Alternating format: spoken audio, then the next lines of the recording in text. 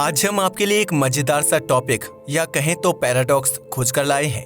जिस पैराडॉक्स की हम बात करने वाले हैं, मैं दावे से कह सकता हूं कि यह आपके दिमाग को भी चकरा देगा। तो चलिए बिना टाइम वेस्ट किए फटाफट शुरू करते हैं इस वीडियो को। आज हम जिस पैराडॉक्स की बात करने वाले हैं, इसका नाम है ऑल्बर्स पैराडॉक्स और इसे नाइट स्काई पैराडॉक्स भी कहते हैं। ये सवाल उठाता है कि हमें रात में आसमान काला क्यों दिखाई देता है। आप कहेंगे ये तो बहुत आसान सा सवाल है। अरे पृथ्वी सूरज का चक्कर लगाने के साथ साथ अपने एक्सिस पर भी घूमती रहती है, जिसकी वजह से इसके एक तरफ दिन और दूसरी तरफ रात होती है और रात वाले हिस्से में पृथ्वी बाहर स्पेस की तरफ होती है, जिस वजह से हमें आसमान काला दिखाई देता है। लेकिन अब मैं यहाँ पर आपसे कहूँगा कि इस ब्रह्मांड में सूरज के अलावा भी बहुत से तारे हैं, तो उनसे आने वाली लाइट की वजह से यहाँ पृथ्वी पर रात में भी उजाला रहना चाहिए था। लेकिन ऐसा क्यों नहीं होता? हो सकता है आप कहें कि तारों से आ रही लाइट बहुत कम होती है और इतनी कम लाइट से रात में उजाला नहीं हो सकता। लेकिन अब यहीं पर तो असली पैराडॉक्स शुरू होता है। हमारा ऑल्बर्स पैराडॉक्स कहता है कि क्योंकि यह ब्रह्मांड इन्फिनिट है, तो अगर हम रात के आसमान के किसी भी हिस्से को जूम करें तो हमें छोटे से छोटे हिस्से में भी इन्फिनिट स्टार्स मिल जाएंगे। अगर दूसरे शब्दों में कहें तो क्योंकि ब्रह्मांड इन्फिनिट है, तो अगर हम इस ब्रह्मांड में किसी भी डायरेक्शन में जाते हैं तो कहीं ना कहीं हम किसी तारे से टकरा ही जाएंगे। देखिए, इसे इमेजिन करने की कोशिश कीजिए। मान लीजिए हम अपनी पृथ्वी से निकले और हमने एक ऐसी डायरेक्शन चूज की जहां हमें बिल्कुल अंधेरा दिख रहा है, तो कुछ देर तक तो हम बिना किसी तारे से टकराए काफी दूर चले जाएंगे। लेकिन क्योंकि यह ब्रह्मांड इन्फिनिट है, तो कहीं ना कहीं ऐसा पॉइंट जरूर आएगा जहां पर हम किसी तारे से टकरा जाएंगे। यह पैराडॉक्स यही कहता है कि हम रात के आसमान में कहीं भी देखें, इसके हर पॉइंट पर एक तारा होना चाहिए और उससे आती लाइट हमारी पृथ्वी पर भी पड़नी चाहिए। इसका मतलब रात के आसमान के हर पॉइंट से एक लाइट रे हमारी पृथ्वी तक पहुंचनी चाहिए। और अगर ऐसा है तो हमारा आसमान लाइट से भरा जगमगाता रहना चाहिए था। लेकिन ऐसा नहीं होता। हमें रात के आसमान में केवल कुछ ही तारे दिखाई देते हैं और बाकी पूरा अंधेरा। यही है ऑल्बर्स पैराडॉक्स, जिसका नाम एक जर्मन एस्ट्रोनॉमर हेनरिक विल्हेल्म ऑल्बर के नाम पर रखा गया था।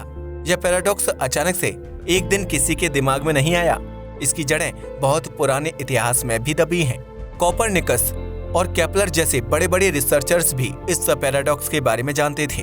अपने ब्रह्मांड के बारे में हम जितना भी जानते हैं, उससे हमें पता है कि केवल हमारा ऑब्जर्वेबल यूनिवर्स ही 9,300 करोड़ लाइट ईयर्स जितना बड़ा है और इतने बड़े यूनिवर्स में 200 करोड़ से भी ज्यादा गैलेक्सीज हैं और हर गैलेक्सी में करोड़ों अरबों तारे। आप खुद ही अंदाजा लगा लीजिए कि केवल हमारी ऑब्जर्वेबल यूनिवर्स में कितने ज्यादा तारे मौजूद होंगे। और तो और हमें पता भी नहीं है कि ब्रह्मांड की असली बाउंड्री कहाँ तक जाती है, या फिर यह इन्फिनिट है भी या नहीं। अगर यह इन्फिनिट ना होकर फाइनाइट हुआ, तब भी इसमें मौजूद तारों की संख्या इतनी ज्यादा होगी कि हमें रात में पूरा आसमान जगमगाता हुआ दिखना चाहिए था। लेकिन ऐसा होता नहीं। रात हमें अंधेरे से भरी दिखती है। इस पैराडॉक्स को एक्सप्लेन करने के लिए इतने सालों में लोगों ने बहुत सी थ्योरीज दी, पर अफसोस उनमें से एक भी सही नहीं थी। कुछ वैज्ञानिकों ने एक्सप्लेन किया कि ब्रह्मांड में तारों का डिस्ट्रीब्यूशन एक जैसा नहीं है, यानी ब्रह्मांड के किसी हिस्से में तारे ज्यादा हैं तो किसी हिस्से में कम, और इसी वजह से जिस हिस्से में कम तारे हैं वहां से हम तक कम लाइट पहुंचती है और शायद इसलिए हमें रात का आसमान काला दिखाई देता है। यह थ्योरी सही हो सकती थी, लेकिन फ्रीडमैन के मॉडल्स में यह बात क्लियर हो गई कि यह ब्रह्मांड नॉन यूनिफॉर्म नहीं बल्कि यूनिफॉर्म है। यानी आप ब्रह्मांड के किसी भी हिस्से को उठा लीजिए, उसमें तारों, ग्रहों, ब्लैक होल्स का जो डिस्ट्रीब्यूशन होगा वह बिल्कुल बाकी ब्रह्मांड जैसा ही होगा। आप रात के समय अंतरिक्ष के किसी भी कोने में देखिए, आपको हर जगह एक जैसी ही दिखाई देगी। हर पॉइंट पर लाखों तारे आपको नजर में आएंगे। ब्रह्मांड का पूरा कंपोजिशन यूनिफॉर्म है, तो यह थ्योरी भी गलत साबित हो जाती है। कुछ लोगों ने यह भी एक्सप्लेनेशन दिया कि ब्रह्मांड में बहुत सारी जगह इंटरस्टेलर डस्ट से भरी हुई हैं, जो तारों से आती लाइट को ब्लॉक कर देती हैं। इस थ्योरी में यह प्रॉब्लम है कि अगर इंटरस्टेलर डस्ट तारों की लाइट को ब्लॉक कर रही होती तो केवल कुछ लाइट ही ब्लॉक हो पाती और ज्यादातर लाइट हमारी पृथ्वी पर पहुंचनी चाहिए थी। अगर इस थ्योरी की माने तो हमें रात का आसमान बिल्कुल जगमगाता दिखना चाहिए था और बीच में कुछ थोड़े बहुत डार्क रीजन्स दिखने चाहिए थे और तो और जैसा कि हम जानते हैं कि अगर कोई चीज लगातार एनर्जी को एब्जॉर्ब करती रहती है तो धीरे धीरे वह खुद भी गर्म हो जाती है और ग्लो करने लगती है। तो अगर कोई इंटरस्टेलर डस्ट तारों से आ रही लाइट को लगातार करोड़ों सालों तक ब्लॉक करती रहती तो वह खुद भी गर्म होकर ग्लो करने लगती और हमें रात में चमचमाता आसमान दिखना चाहिए था, लेकिन ऐसा नहीं होता और इसलिए यह थ्योरी भी फेल हो गई। कुछ वैज्ञानिकों ने यह भी कहा कि बहुत सारे तारे हमसे बहुत ज्यादा दूर हैं, जिसकी वजह से उनसे आ रही लाइट हम तक पहुंच ही नहीं पाती और इसीलिए हमें वे तारे नहीं दिखते। यह थ्योरी काफी हद तक सही लगती है, लेकिन दोस्तों असल में तारों से हम तक आ रही लाइट इस चीज पर डिपेंड ही नहीं करती कि वह हमसे कितना ज्यादा दूर है। चलिए इस पॉइंट को समझने की कोशिश करते हैं। हम अपनी पृथ्वी को सेंटर मानते हुए पूरे ब्रह्मांड को बहुत से कॉन्सेंट्रिक शेल्स में बांट लेते हैं, यानी पृथ्वी को बीचों बीच में रखकर इसके चारों ओर कई गोले बना लेते हैं, जिसमें हर गोला एक लेयर को रिप्रेजेंट कर रहा है। मान लीजिए हमारा पहला और सबसे छोटा गोला हमसे 1 लाख लाइट ईयर दूर है, दूसरा गोला 2 लाख लाइट ईयर्स, तीसरा 3 लाख और चौथा 4 लाख लाइट ईयर्स दूर है। अब अगर हम अपनी पृथ्वी से इन सभी लेयर्स को एक कांस्टेंट एंगल पर देखें तो सर्कल के फॉर्मूला से हमें पता है कि अगर पहली लेयर A एरिया कवर कर रही है तो दूसरी लेयर 4A एरिया कवर करेगी और तीसरी लेयर 9A एरिया कवर करेगी।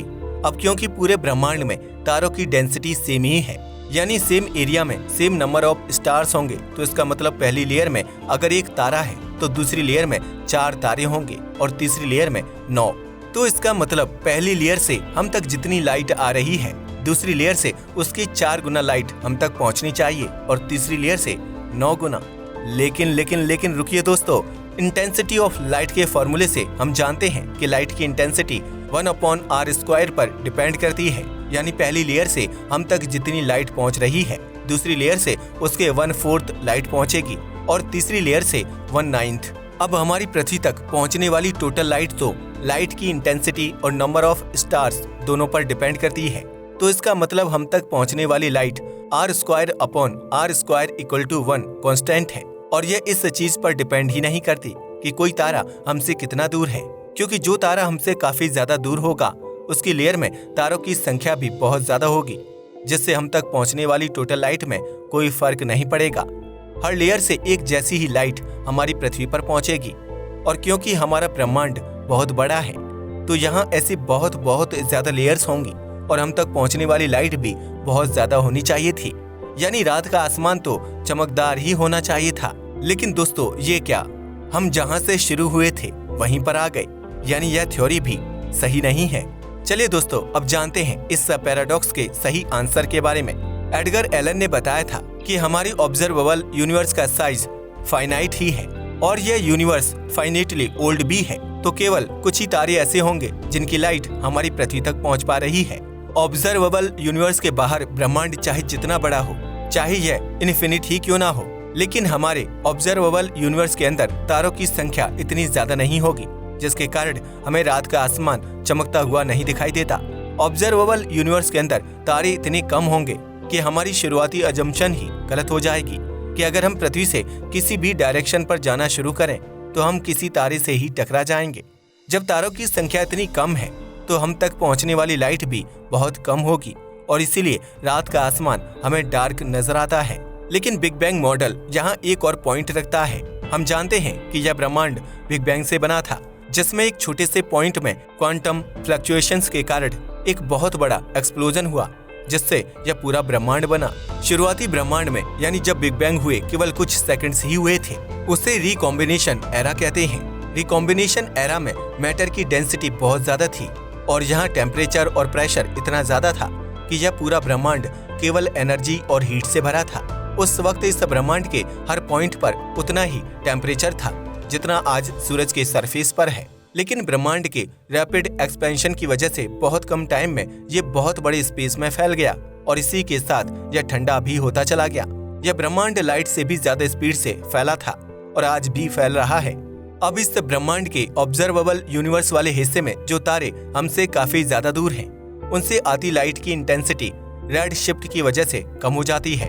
रेड शिफ्ट एक ऐसा फिनोमिना है जिसमें जब लाइट बहुत बड़ी डिस्टेंस ट्रेवल करती है तब उसकी एनर्जी कम होती चली जाती है और वेवलेंथ बढ़ती चली जाती है। अब जब यह वेवलेंथ बढ़ते बढ़ते रेड लाइट की वेवलेंथ 7000 एंगस्ट्रॉम से भी ज्यादा हो जाती है तो इसे हम इंसान नहीं देख सकते, क्योंकि हमारी आंखों की रेंज 7000 एंगस्ट्रॉम तक ही है। और इसलिए जो कम एनर्जी वाले तारे हमसे बहुत ज्यादा दूर हैं, उनसे आती लाइट हमारी पृथ्वी तक पहुंचने से पहले ही माइक्रोवेव रीजन में चली जाती है, जिसे हम नहीं देख पाते। जैसा कि हमने बताया कि बिग बैंग मॉडल के हिसाब से यह ब्रह्मांड लगातार फैलता भी चला जा रहा है, जिसका मतलब हर सेकंड में कोई ना कोई तारा या फिर गैलेक्सी हमारी ऑब्जर्वेबल यूनिवर्स से बाहर जा रही है। यानी हर बीतते सेकंड के साथ हमारी रेंज ऑफ स्टार्स कम होती जा रही है।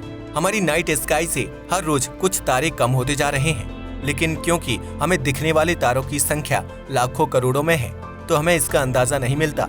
लेकिन ब्रह्मांड के लगातार एक्सपेंशन की वजह से सारी गैलेक्सीज एक दूसरे से दूर जा रही हैं और तारे भी। इसका मतलब भविष्य में एक ऐसा दिन जरूर आएगा जब हमें रात के आसमान में एक भी तारा नहीं दिखेगा। खैर, लेकिन चिंता की बात नहीं है, क्योंकि ऐसा होने में अभी करोड़ों साल लगेंगे और तब तक हम इन टिमटिमाते तारों को देख सकते हैं। आज के लिए बस इतना ही। वीडियो पसंद आया हो तो इसे लाइक और शेयर करें। धन्यवाद।